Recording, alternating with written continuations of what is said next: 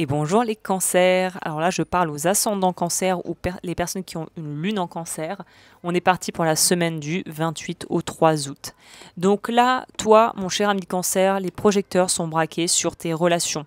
Tout est relié plus ou moins à ta vie affective et ta vie relationnelle. Qu'il s'agisse d'amour, de collaboration, d'amitié, cette semaine, elle t'invite à revoir un petit peu tes échanges et les dynamiques qui se jouent dans tes relations et évidemment de pouvoir exprimer ta vérité. En gros, toi, on sent que tu veux plus être dans le flou, tu veux la clarté, tu veux le respect mutuel, tu veux des choses authentiques, tu veux des vraies relations basées sur l'authenticité et c'est tout à ton honneur évidemment. La lune, elle va activer quoi chez toi? La maison 7, 8, 9 et les constellations lunaires, il y en a 1, 2, 3. Tout ça vient appuyer et vient soutenir cette envie, j'ai presque envie de dire ce besoin de vérité intérieure et d'équilibre. Et parfois peut-être de devoir vraiment mettre les choses à plat et au clair. Et ça peut mener aussi à des...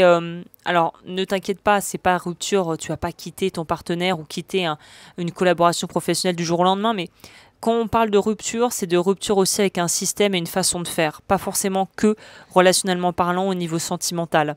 Il y a une rupture avec l'ancien et un besoin de couper avec l'ancien. La maison 7, elle parle des engagements, du coup. Qu'est-ce que tu acceptes dans tes relations? Qu'est-ce que ça te coûte? À quel prix, finalement, tu fais ça? La maison 8, elle pousse à transformer et à faire tomber les masques pour oser dire et exprimer sa vérité. Et la maison 9, elle te reconnecte avec ton espèce de ce qu'on pourrait dire ta boussole intérieure, ton GPS intérieur, qui sait en fait te dire qu'est-ce qui est bon, qu'est-ce qui est juste pour toi, spontanément, intuitivement en fait.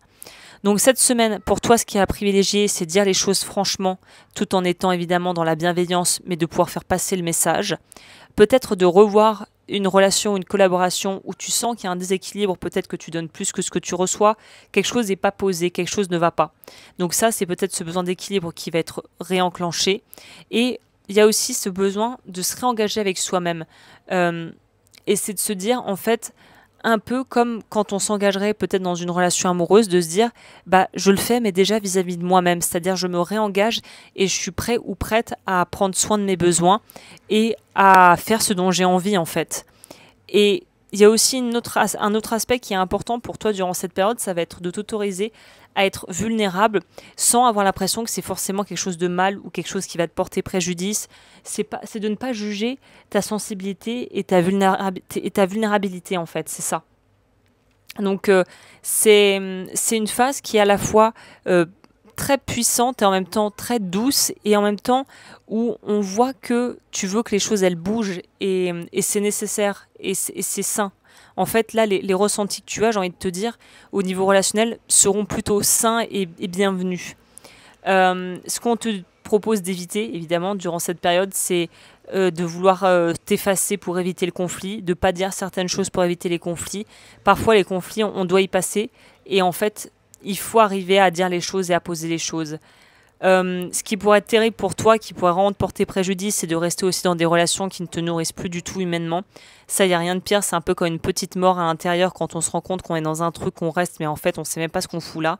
Et évidemment, de te laisser en fait aussi peut-être happer dans des jeux de pouvoir, de vouloir prouver qu'on a raison, de vouloir prouver à l'autre qu'on est de bonne foi. Ça peut être un jeu qui peut être assez finalement dangereux quand on est face à des gens qui sont pas honnêtes et qui auront pas une intégrité intellectuelle qui feront qui